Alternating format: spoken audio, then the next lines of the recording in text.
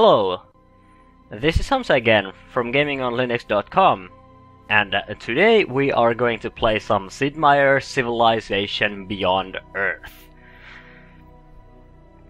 So this was one of the games that I was really hoping to see when it was announced that this was going to have a Linux port, and the Linux port was handled by Asper, so it's quite well, it was already back then quite obvious that this would be a rather nice Linux port. And so far I don't really have much to complain about. Some people have complained that this game has, well, bad performance, but considering the type of this game, I can't really agree with that assessment, and I haven't really had any performance problems, any major performance problems. But instead of talking about the game when we are in the main menu, I think it's best if we jump into the game. So first I'm going to start by playing some of the early, just by starting basically a new game, and then I'm going to load up a game where I'm further into the game. It's an old save of mine, which from a game which I actually completed, and I'm going to try to explain what are the things Beyond Earth does. So yeah, let's do a single player game and let's set up a game. So you probably understand already that the that this Civilization game does some things differently to older Civilization games. This is basically a modern equivalent of Sid Meier's Alpha Centauri. Of course, they couldn't use the Alpha Centauri name for this game, so instead they went with Beyond Earth. But there are many similarities to Alpha Centauri, and the basic idea here is that you have migrated from Earth to this distant planet, and you are trying to settle down and conquer the planet, and you have various kinds of victory conditions that are related to that objective. So first of all, these are all fine. So first, instead of having different sorts of civilizations, you have sponsors, and these sponsors, well, they work like civilizations. Many things in Civ BE are actually just sort of reskins of Civilization 5 features, and I'm going to talk about that a bit further. But you have this selection of different civilizations, or rather sponsors. So you have ARC, which is it's a more corporation oriented and spying oriented a sponsor, so you have better covered ops and you can cause more intrigue. Then you have your Asian people who have well, production bonuses. Franco-Iberia, so culture. The Russians and other Slavic countries, they have orbital and petroleum bonuses, and you know, normal stuff. I only have really played using ARC and Franco-Iberia, and I quite liked Franco-Iberia, but let's actually go with Cavithan Protectorate, so we can build outposts a bit faster. And then you can choose different sorts of colonists, so you have more customization when it comes to your beginning stats. So this means that we can accelerate different sorts of things. So if we want more scientists, then we can do that, and if we want more food, then we pick refugees, energy, stuff like that. So because I'm playing as Cavithan Protectorate, I think going for maximum growth is actually a good idea, so let's go with that. And then we can choose our spacecraft. So first we are going to actually land on the planet, and these offer us some various bonuses when it comes to landing on the planet. So we can if we pick fusion reactor, that will give us more energy, which this is basically money. There is no there's no money like there is in Civilization 5. Instead, you have energy, which acts like money. Then we have retrograde thrusters, so we can select the area where we want to land a bit better. So you're not limited to the first couple of tiles on the map. So it gives you a random place where you can select the spot where you want to place your city. Then there's lifeform detector or sensor, so there are aliens. So unlike in Civ 5 where you have barbarians, you have aliens. And then there is the tectonic scanner, so we can detect petroleum, geothermal, and titanium resources without having to research technology for that. I think I'm going to go with... The Continental would be good as well, but let's go with retrograde, so we can pick a good spot for our first city. And then there's cargo. So this first bit of the game actually takes a while. You can of course accelerate this by picking up random stuff if you want to. Extra population. I don't think that's necessary. We get that extra growth already, so I'm not sure if I want to have more people in my first city, and that's also going to cause some health problems. Let's go with machinery, so we get that first worker, so no need to use resources for that. And now we get to select our world. So you have different sorts of worlds. You have like Atlantean worlds where you have a lot of oceans, Protean worlds where you only have a single continent, and normal Terran worlds with a couple of big continents and oceans between them. And you can also do random and advanced, and you can also re-roll these, so if you want different sorts of planets, then you just re-roll a couple of times. I'm going to go Terran, because that's a rather simple one. And now we just have to wait for a bit for it to generate our little planet, which we can then start to colonize. And of course, the basic idea is still the same. You attempt to win the game using various different sorts of victory conditions, and you compete with other sponsors in that. So you have like all your Franco-Iberias and Arcs and whatnot, and you're trying to compete with them to become the ultimate conqueror of the planet. Okay, Hello, so we are ready. Advanced Integration and Simulation I don't Resource need or you. advisor. I am equipped to introduce you to the basic systems that will guide your No development advice. on this new Yes, planet. yes, continue. I don't need no advice. I have already played this game once, so I think I know quite well what I need to do. So, before we can do anything, and unlike in Civilization 5 where you have your first settler and then you just pick your spot by walking through the map, you have to actually do a planetfall here. So we can select all of these spots as our first outpost. Well, actually a city. So, considering there's a river here, which of course gives us some defensive bonuses, so I'm thinking that we should probably go here. It seems like a quite central spot, and there are some good resources here, and we have a couple of like mountains which increase our productivity. So I'm going here.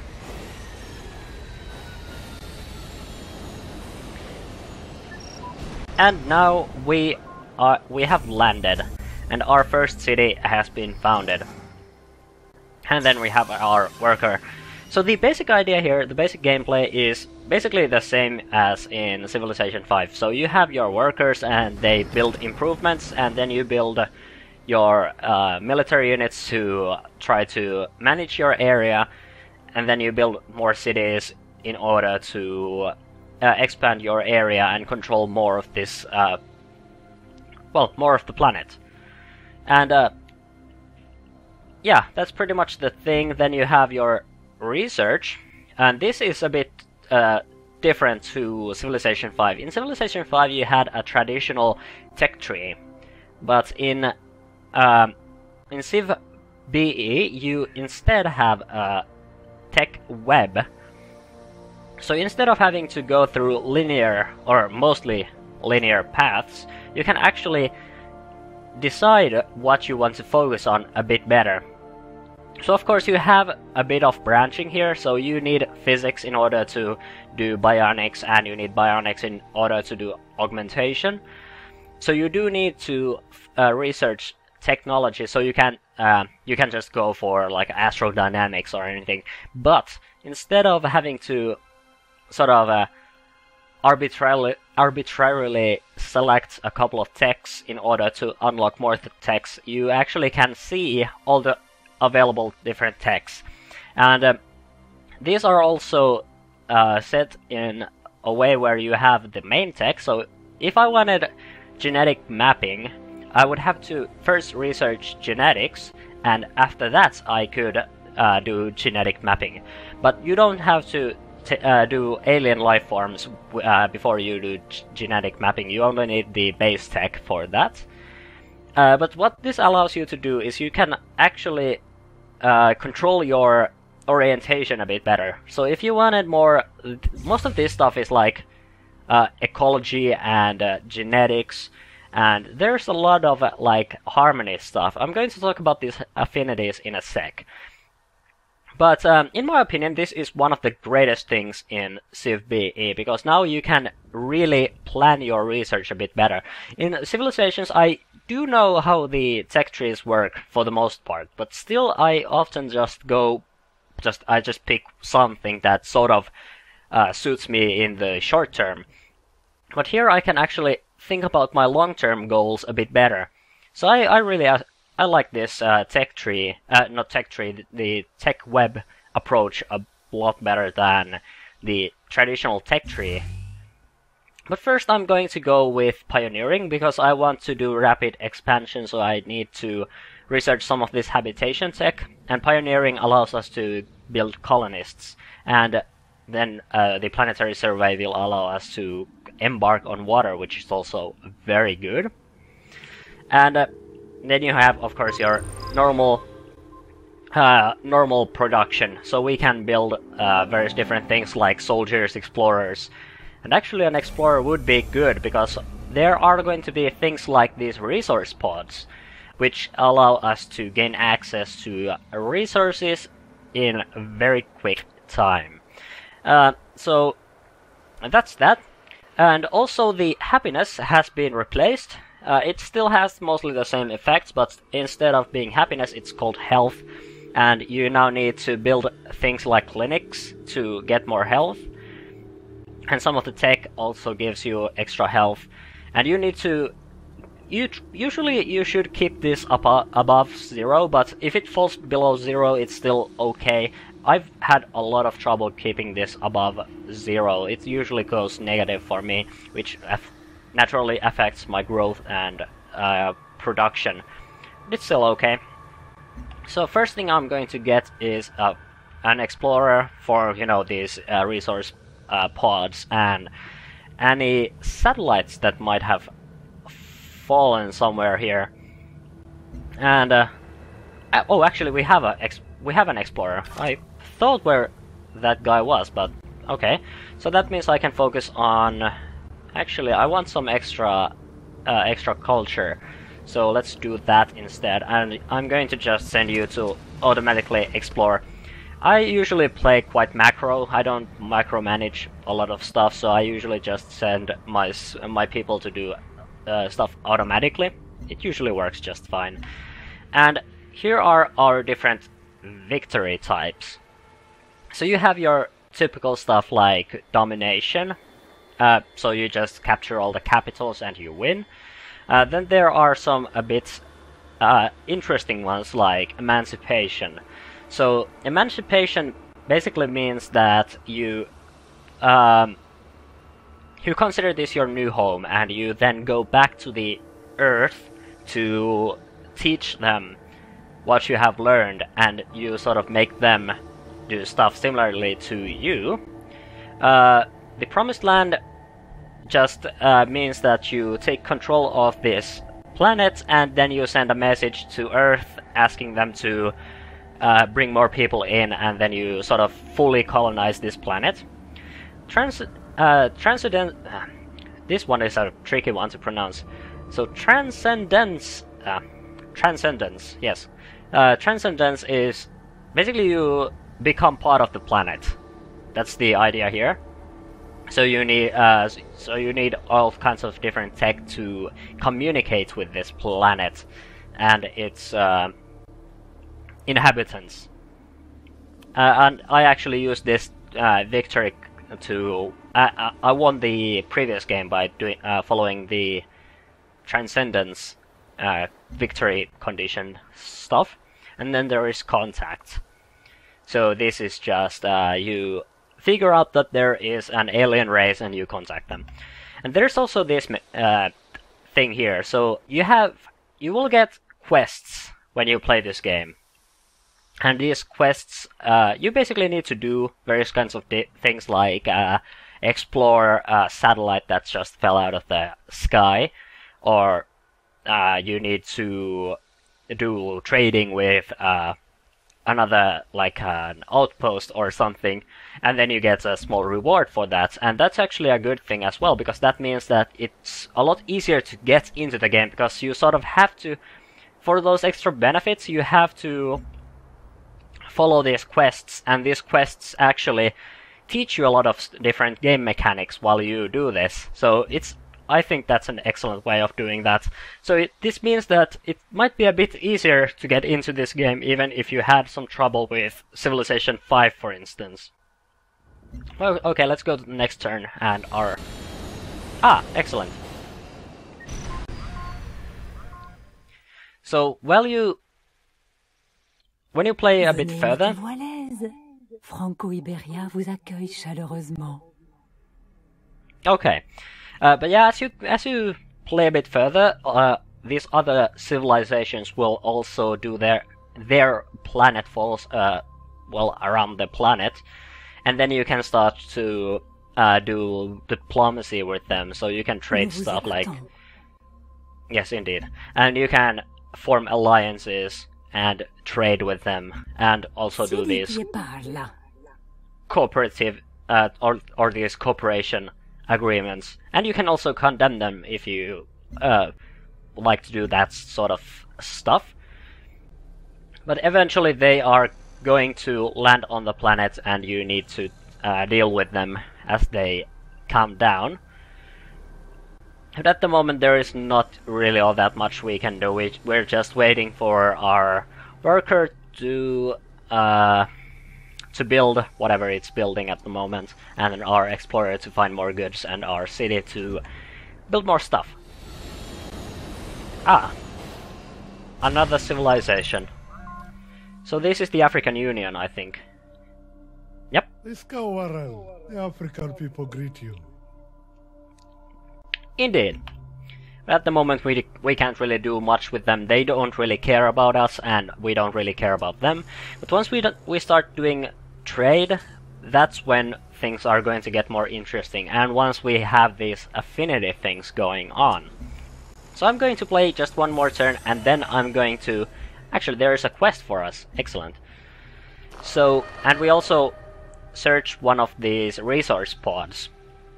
So we got some extra culture. And now we have a quest. So this is one of the first quests in the game. So gifts from home, you need to find 3 resource pods, and then you get some money or energy for doing that.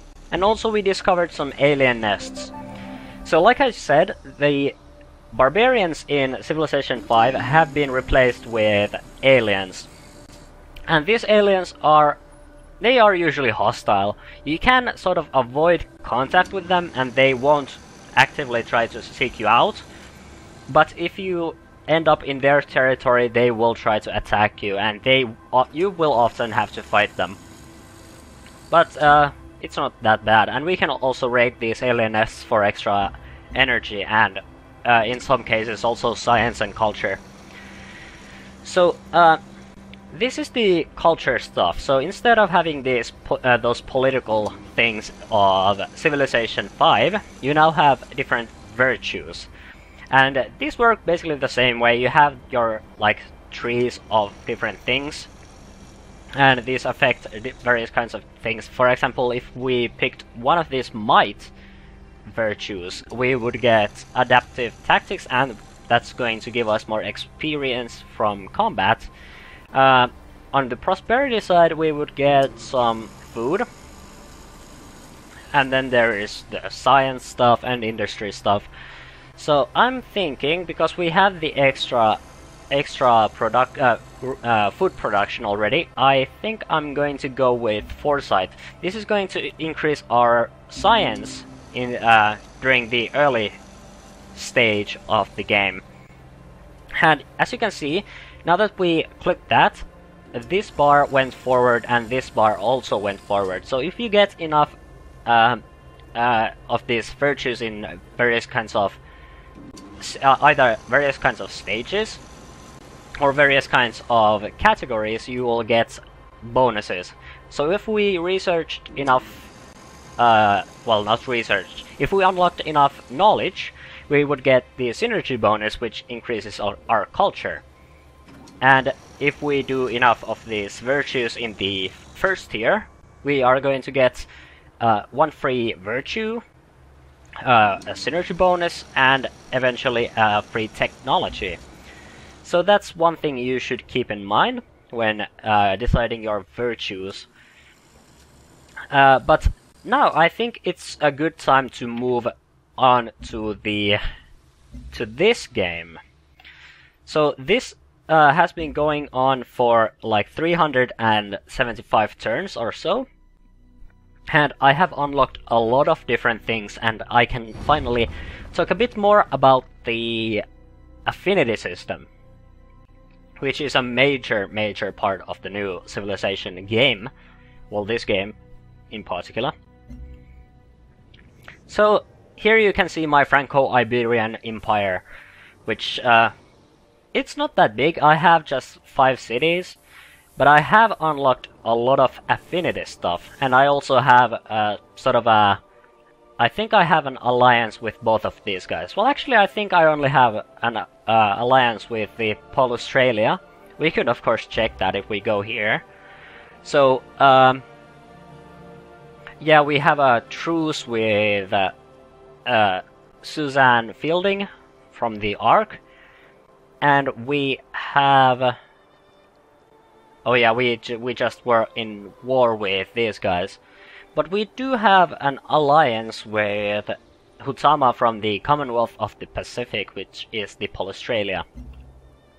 And now I can talk a bit more about these affinities.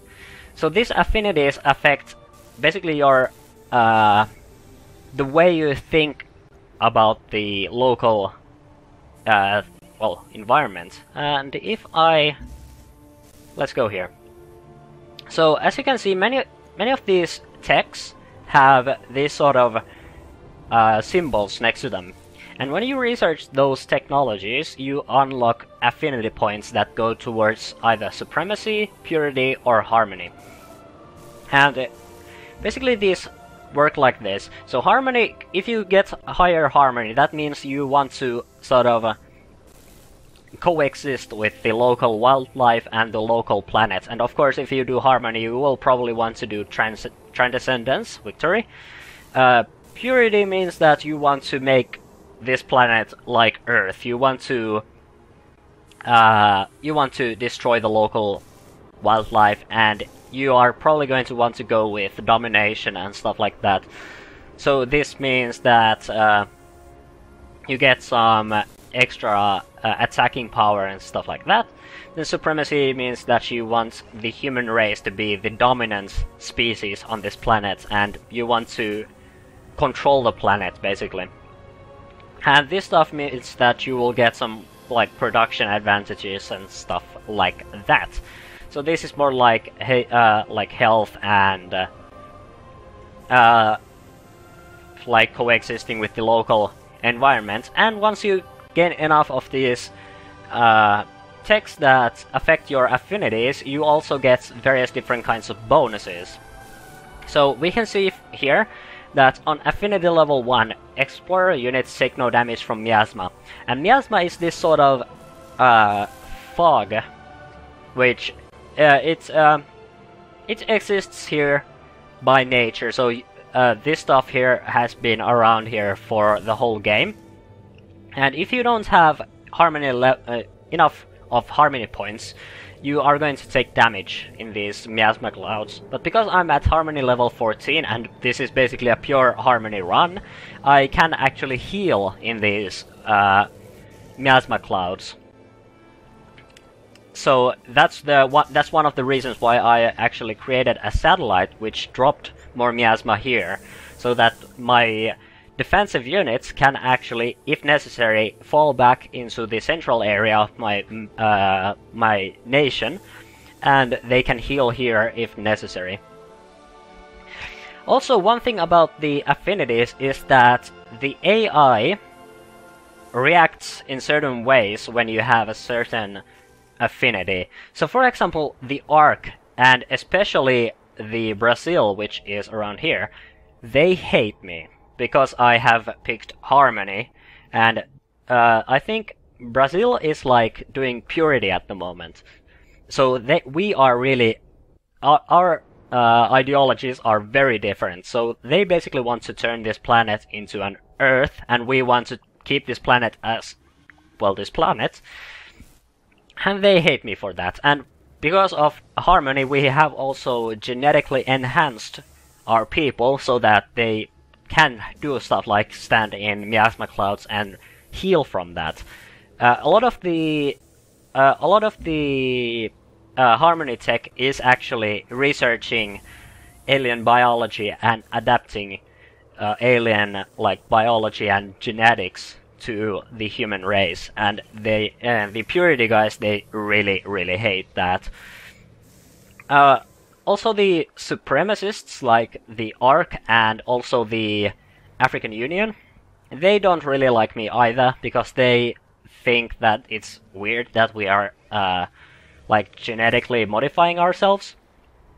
But on the other hand, Australia and the Kavithan Protectorate, they don't really care. They are both doing harmony at the moment, and we can also check it from here. So yeah, the Kavithan Thakur also does affinity. Hutsama from the Australia also does affinity. But the Brazil, the Ark, and also the African Union, they all have different affinities, so that means they don't really like us at the moment, well, at all. But, and of course that means that they are more likely to attack me, and they are more likely to spy on me, and the Australia, on the other hand, is more likely to cooperate with me. And that's basically how the affinity systems work. So the major differences between Civ 5 and Civ 5 and Beyond Earth are the affinity system, the virtue system, the tech web instead of a tech tree, and also the environment. So miasma is a new thing, but most of the other things work just like expected. This is still a civilization game, so the core gameplay is still just like in Civ 5. You travel between these various places. Oh, and by the way, one thing about the affinities as well is when you get different sorts of affinities, you also you upgrade your units based on that. So if we go to the unit upgrade system, and this is a new thing, so instead of updating your different units, you unlock more units by researching tech, but you can upgrade your units based on your affinities. So if we go, for example, to my soldier, it started out as a normal soldier, everyone has the same type of a unit, and once I got more stuff, I unlocked the Marine, still a similar unit to everyone else, but then everything started going a bit more interesting. So when I got Harmony 6, I unlocked the Brawler, and with the Harmony 11, I unlocked the Marauder. And these guys are very powerful units. And I think Harmony units are actually one of the most powerful units in the game. At least so far it seems like that. There are probably I imagine they are probably going to be balanced out eventually, and for example my especially my gunboats haven't been that good, but as you can see, you unlock this stuff on the same affinity level, so I imagine these balance out quite nicely. But and these of course also affect your tactics. So here we can see the special abilities of a Marauder. So 15% plus when attacking, and you also pick this. So when you unlock this, you get to pick various kinds of special abilities. One special ability I have used for my units is this: plus 40% when not next to any friendly units. So that means when these guys are fighting solo without any nearby friendly units, they fight better. And this means that these guys are extremely good for like guerrilla warfare. But that also means that I have to leave these sorts of holes into my defense lines, because if I have these guys next to each other like this, they are actually a lot less efficient. So that means doing battle like that is actually more efficient. And the same thing is with my Cobras, these hover tanks that I have. And also one thing about the hover tanks is that they can travel on water without having to embark, which means that they can still fight like normal on water as well as on ground. And as far as I know, there is no like benefits or any there are no effects on that.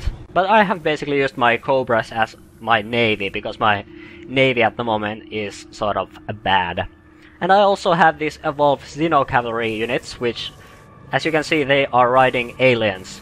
And I like to use these units as a punishing unit when Ark or the Brazil attacks me, because they really hate doing cooperation with the aliens. So I figured the best way to annoy them would be to fight them while riding on aliens. And these units are also very fast. But yeah, that's basically everything. This game is not that different from Civilization 5. Of course, it has some improved graphics. It still runs on the same engine as far as I know, so there is no like great new differences. And this is a lot of this stuff is just reskins of elements from Civilization 5. And of course this also means that if you didn't like Civilization 5, you probably won't like Civilization Beyond Earth either. But of course if you liked Civilization 5, you will probably like Civilization Beyond Earth as well. So far I've liked this game, and I like the new victory systems, because in like Civilization games you often have your normal set of victories. You have a cultural victory, which was actually a quite new one, and then you have your space victory, where you build a spaceship and go to space. You have your domination, where you destroy everyone else.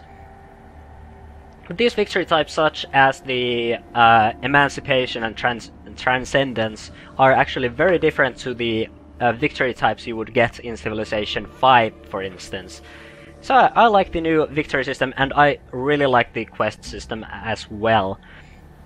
And because this teaches a lot of stuff, and you also get rewarded when you learn stuff, so it's a very nice way of doing a tutorial. Because this game doesn't have a tutorial, it only has the only tutorial you're going to get is if you start a single player game and you enable the advice, and that's basically the thing that's the way of learning this game. But these quests also help you with that, because these encourage you to follow the advice a lot more. But yeah, I think that's about it. The rest of this stuff is just normal Civilization stuff. You move units on these hexes and you conquer different outposts by doing enough damage to them. You want to also siege them by having units around them, so that no units can escape the city.